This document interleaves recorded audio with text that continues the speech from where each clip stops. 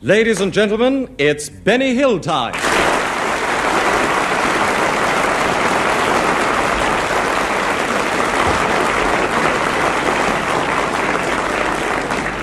You know, one of my favourite radio programmes is Pick of the Week. But with only 50 minutes at their disposal, a lot of very good shows are overlooked. One in particular.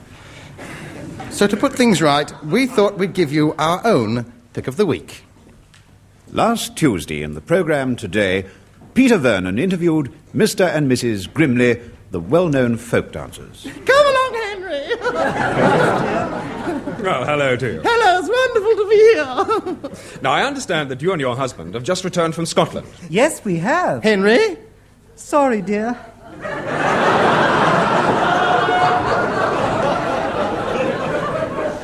You'll have to forgive Henry. He's been eating meat again. Yes, it's quite right, we have, yes. Well, I can tell by your accent that you're not Scottish. Does your husband have any Scotch in him? Just a small one, yes. Well, he was nervous before we went on. He had, oh, Scots blood, I see. There he comes from St. Albans. I see. But I gather he's wearing the authentic Highland costume. Yes, that's quite so. Yes. Well, I must say I'm absolutely fascinated by it. The only thing that puzzles me is the tartan of his kilt. Tell me, is it Mackintosh? No, flannelette. It's only 9.11 a yard it was. It's lovely and warm. Well, I must say he looks very nice and smart in it. He does now, but you should have seen him the first time he put it on. Oh, why? He was wearing the sporran underneath the kilt. Oh. I bet that was amusing. Oh, he was tickled to death. Now, I wonder if I might ask the age-old question. You see, well, rumour has it that when Highlanders wear the kilt, they don't wear... No, they don't. It's quite true, they don't, no. So I have been told. Henry does, of course, but they don't. Oh. Well, that settles that then. Now, actually, you've been in Scotland giving displays of folk dancing, I understand. Yes, we do Scottish dancing, Irish dancing, old-time dancing, modern ballroom, everything. I believe earlier this year you went to Canada to give a display. Yes, we did. We went to the Rocky Mountains giving displays to the people living up there. How interesting. Tell me, did you see the Devil's Gorge? No, I can't stand watching people eat. Did you shoot any rapids? No, I'm a terrible shot. Actually, the only sport Henry and I go in for is golf. Oh, how interesting. Actually, I play a shocking game. Really? What game's that? Oh, I'm sorry, the shocking game. Yes, actually, we meet quite a lot of you BBC people on the links we go to. Last week we saw Kenneth Horn there. Oh, I understand Kenneth plays quite a fair game. If you watch him, he does, yes. Mind you, we don't play that much golf. You know, our main passion in life, of course, is dancing. Yes, I'm sure it must be. Tell me, when did you first take it up? It was when I first met Henry. He aroused my enthusiasm, you see. Of course, that was many years ago. Naturally, yes. Yes, you see, he had trained for the ballet. Oh, really? Yes, only a most unfortunate thing happened. You've probably heard of Nijinsky, who could leap 15 feet into the air. Yes, I have. Well, one day he came down on Henry. So, you see, all he does now is the folk dancing. I see. Well, thank you very much. And good luck to you, Henry, this weekend at the Albert Hall. Yes, I hope this programme they've given Henry is correct. Apparently Henry is being partnered by a Mr. Mick McManus. Still, I'm sure they'll hit it off together. Come along, Henry, come along.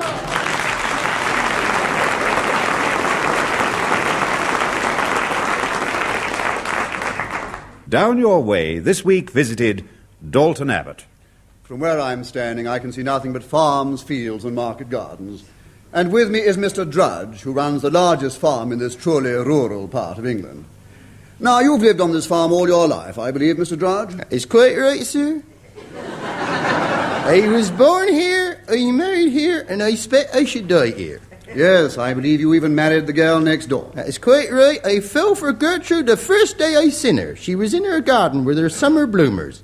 It's a lovely sight, that was. Yes. I know that even before she married, she was a keen horticulturalist. Well, what she done before she met me is her own concern. I never brings the subject up. My old dad tried to talk me out of it. He said, you don't want to marry her. He said, that girl's been took out by every chap in the village. But it didn't worry you. Well, it's only a small village.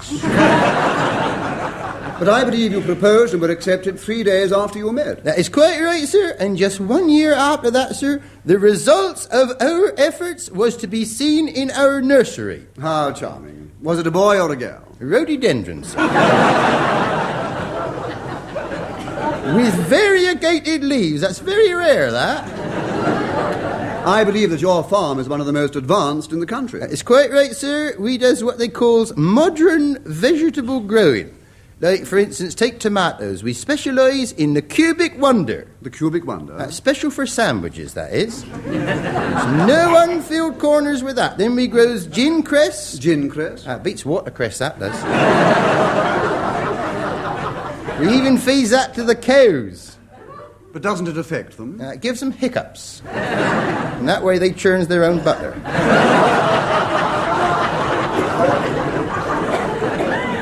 But what about your leisure hours? I mean, there doesn't seem to be much entertainment in the village. Well, not really, but it don't matter, because I believes in early to bed and early to rise. You see, I gets up with the chickens, I do. That's a real country saying that. And I suppose you go to bed with the cows. No, sir, the wife.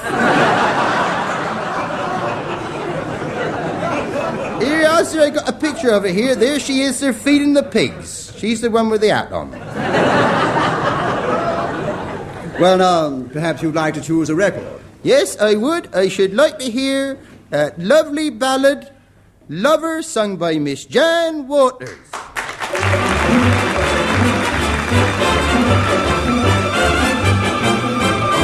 Lover, when I'm near you and I hear you speak my name, softly in my ear you breathe the flame. Keep on glancing in my eyes till love's own entrancing music dies. All of my future is in you. You're every plan I design. Promise you'll always continue to be mine. Lover, please be tender when your tender fears depart. Lover, I surrender to my heart. Love, when I'm near you and I hear you speak my name, softly in my ear you breathe the flame. Love, when we're dancing, keep on glancing in my eyes till love's own entrancing music dies. All of my future is in you, and to resist you I try, but if you didn't continue I would die. So lover, please be tender when your tender fears depart. Lover, I surrender. Lover, I surrender. Lover, I surrender.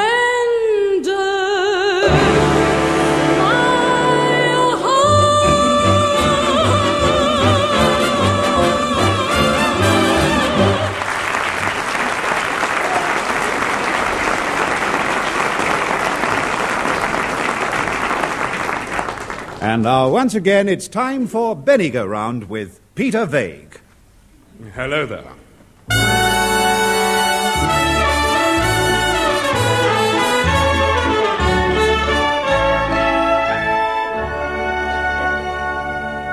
Here with more movie news is Peter Nobble.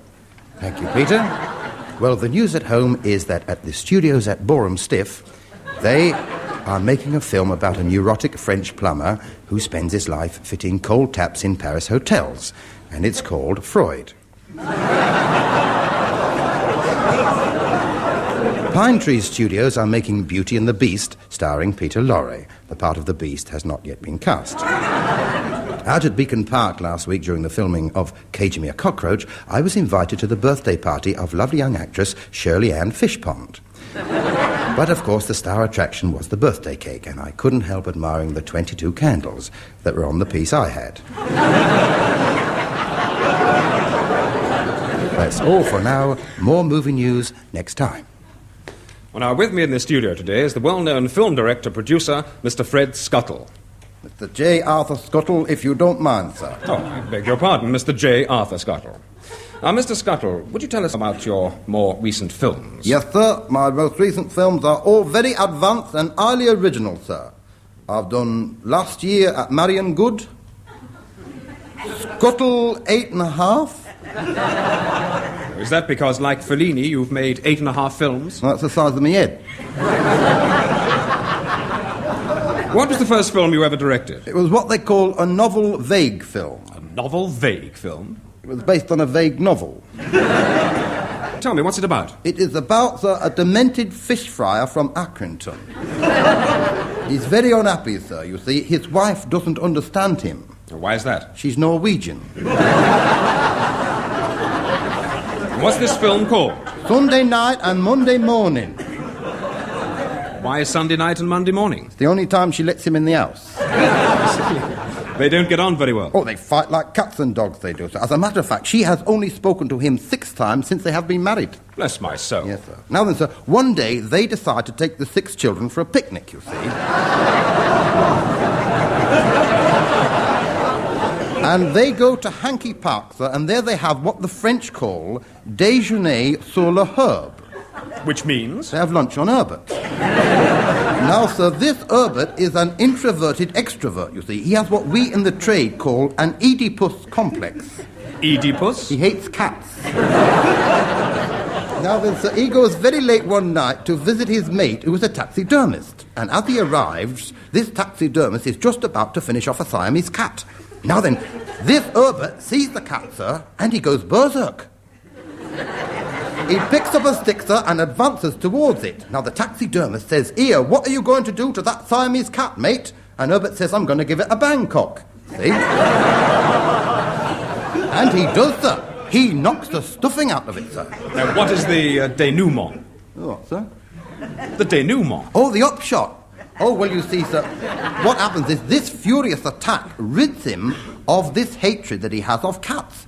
But conversely, by correlation, you see, it instills into him the belief that he himself is a cat. I see. Does this affect him in any way? Of course it does, you nit. I mean, the larder's full of fish heads, the bath's full of milk.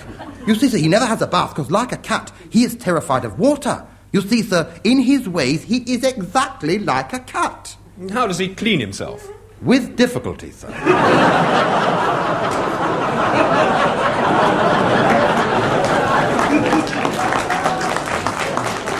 Actually, sir, it was that scene, sir, that got us the Oscar. Ah. The critics liked that scene, eh? Oh, they did. Donald Zeck said, and I quote, "If I had not seen it with my own eyes, I would not have believed it."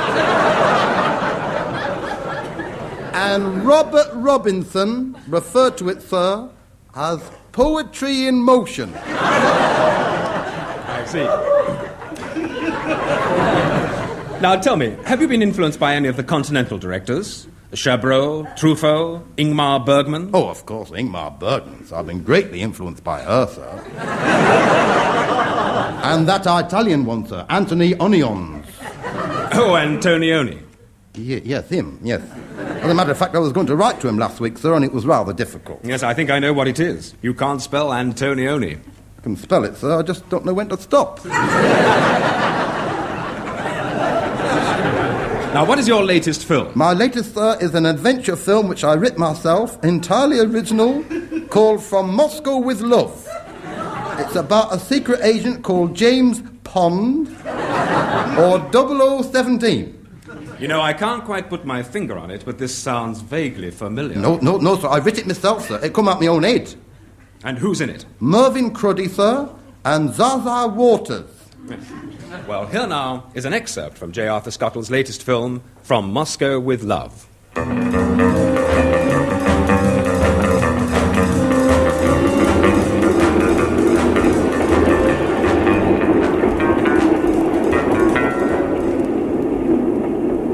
Please take your seats for second launch. This way, comrade. Thank you, comrade. Where would you like to sit? Over here will do by the window, opposite this lady in red. I'll get the menu, comrade. Thank you, comrade. Long live the gremlin. We may have rain late today.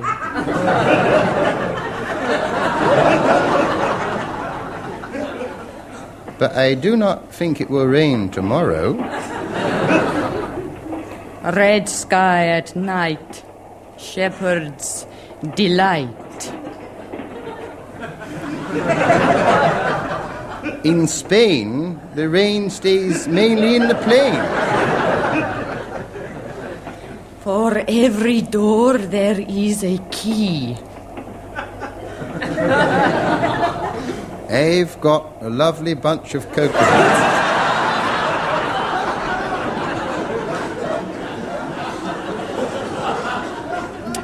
You will never find hairs on a duck egg.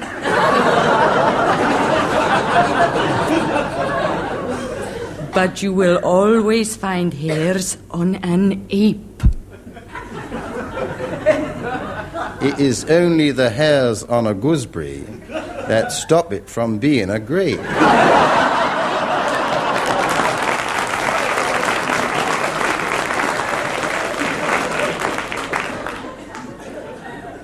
Don't forget the fruit gums, Mum.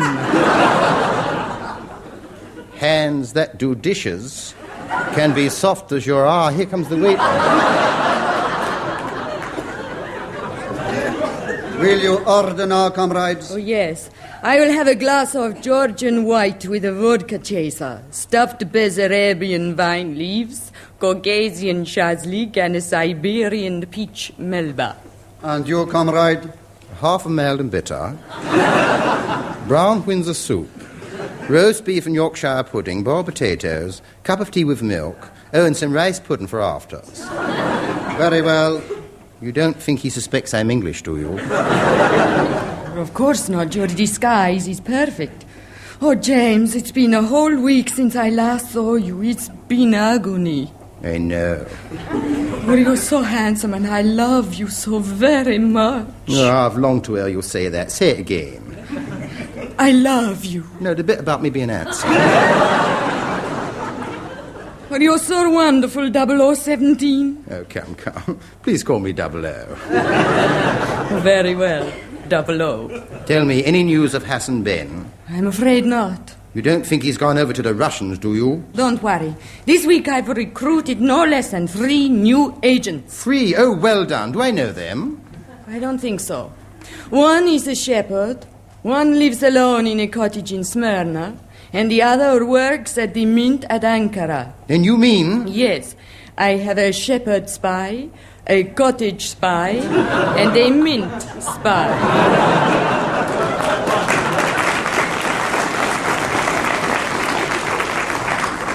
Oh, but tell me, who shall I contact when I get to Bucharest? The fat man. He will meet you at the station with a Rolls Royce. A Rolls Royce in Bucharest? But it will be so conspicuous. There will be a bubble car in the boot. You will take it out and drive to the aquarium, where the attendant will contact you. Is he one of us? Yes, even while he goes to filter the water for the fishes, he is still spying for us. Then you mean... Yes, he is a go-filter fish spy. Shh! Here comes the waiter. For you, comrade, brown Windsor soup. And for you, Madame Comrade, Caucasian shazlik with... Oops! I am very sorry, Madame, but a Bulgarian pea seems to have fallen inside the top of your blouse and lodged itself.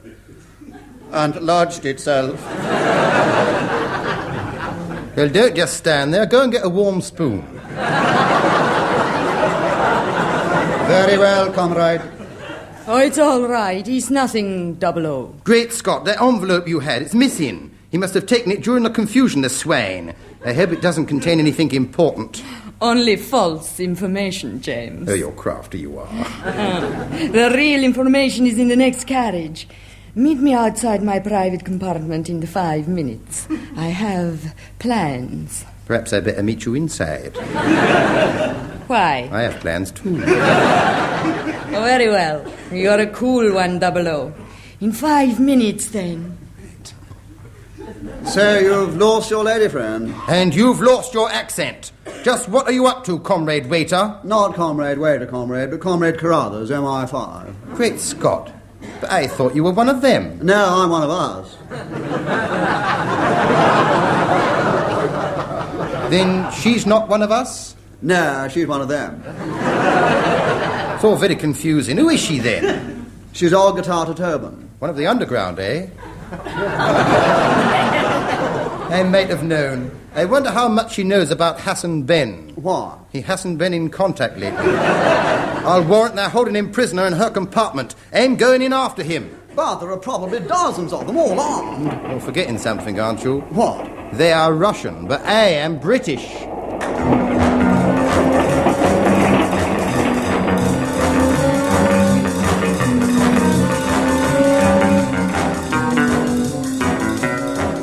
Well, 0017, I should like to add my congratulations to the PMs. Thank you, sir. Yes, that was a pretty good show. Going in there single-handed and overpowering Knuckles Korsakov, Big Fist Lubitz, Fat Face Chernovitz, and Bushelhead Bronsky. Yes, they was a pretty tough bunch of girls. I must admit that. Well, 0017, ready for your next assignment? Fire away, Skipper. You will go first of all to Iceland, round up the Greenberger dope gang. On to Mexico, liquidate Mariaki Mike. Then to Sicily and bring in Fingers Frattabini. Is that all, Skipper? Oh, you're a cool one, Pond. Wish me luck, Skipper. Do you mind if I wait for a minute, Skipper? Certainly not 0017, but why? Well, it's raining outside. I forgot my umbrella.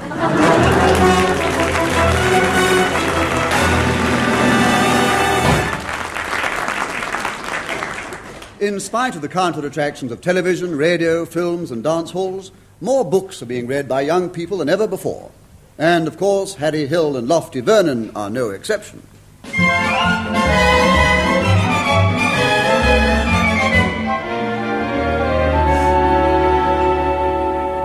Harry? Yeah? What are you reading? Somerset Maugham. Oh. Who's it by? It's by Somerset Maugham. It's all his, like, short stories and that. Oh. Harry? Yeah?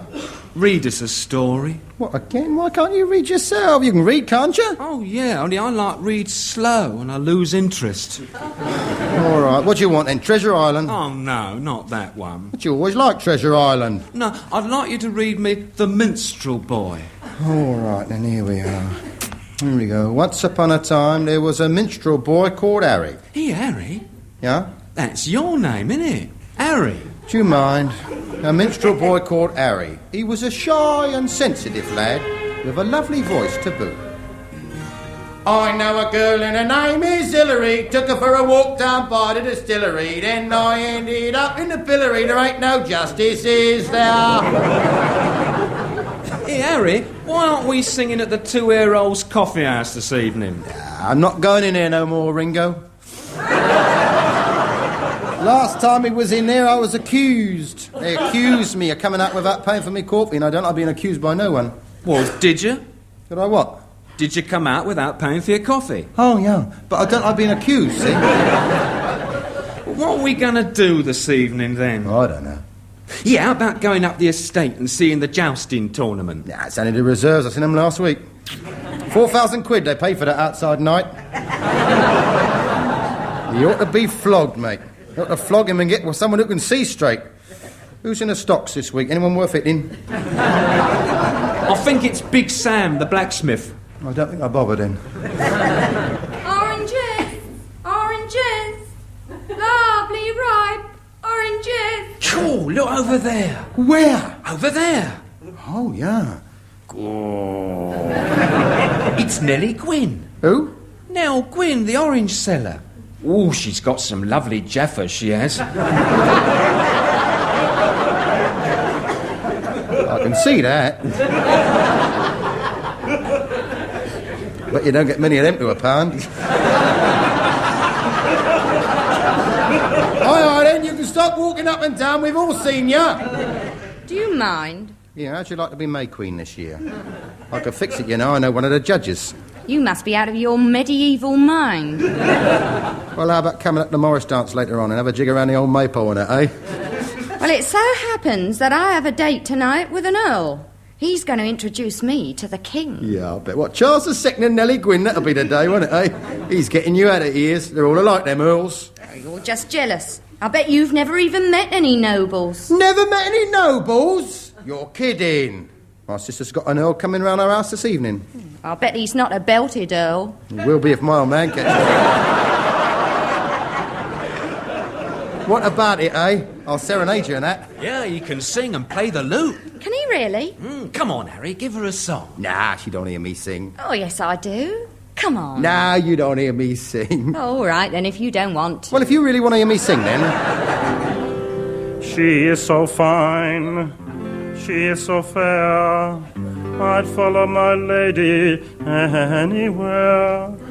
Hello, where they all gone to then? Here, Ringo! Oh, they don't appreciate good singing, that's what it is. Yes, son, I've been watching you. You've got talent. Honest? My life, there's gold in them tonsils of yours. You stick with me, boy, and I'll make you the top troubadour in the country. Straight up? Of course. All you want's a group of glee singers with pudding basin haircuts, a couple of sack butts, a pizzicato viol, and we'll have a new sound. Here, where'd you come from? Liverpool Street. We'll call it the Liverpool Street Sound. Yes, son, before you know it, you're going to be rolling in it. You're going to be rich, mark my words. Yeah, well, what do you get out of it, then? All I want is 50% of the loot. You're not cutting my loot in half. Oh, my life, come on.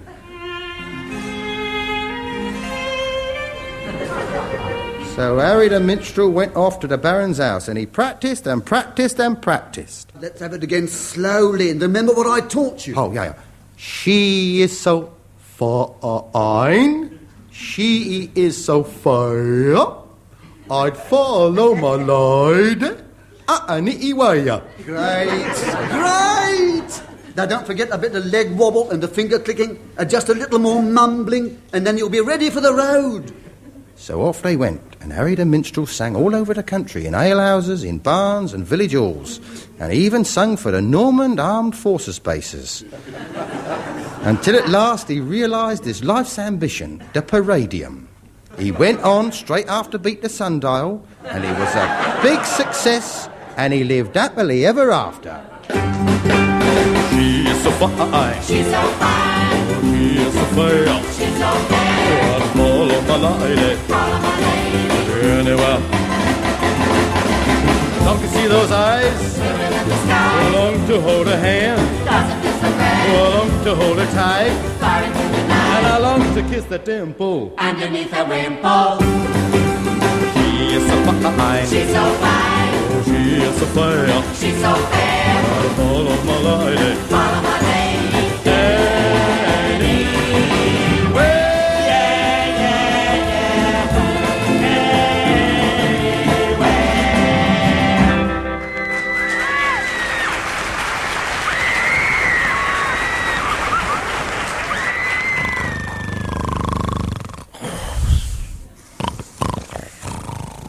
I knew I should have read him Treasure Island.